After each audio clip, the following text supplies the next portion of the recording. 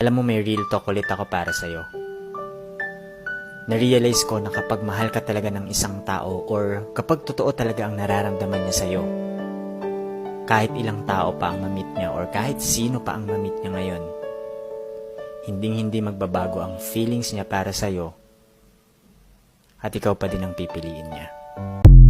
Tama naman yung sinabi nila na kapag nagkamali ka daw, maaari ka naman tong patawarin ng taong mahal mo. Pero kung paulit-ulit yung maling ginawa mo, na kahit aware ka na hindi siya tama, at dahil alam mong merong tao sa tabi mo na kaya kang patawarin at kayang ibigay niya sa'yo yun, inaabuso mo. Tatandaan ninyo, hindi lahat ng mga taong nasa tabi nyo ngayon ay magsistay sa inyo. Posibleng bukas, pagising ninyo, wala na sila dahil napagod na. Oo, makakahanap tayo ng bago, pero hindi ang taong ibinigay na sa'yo, pinakawalan mo ba at inabuso mo. Tao lang tayo, meron tayong hangganan. Huwag nating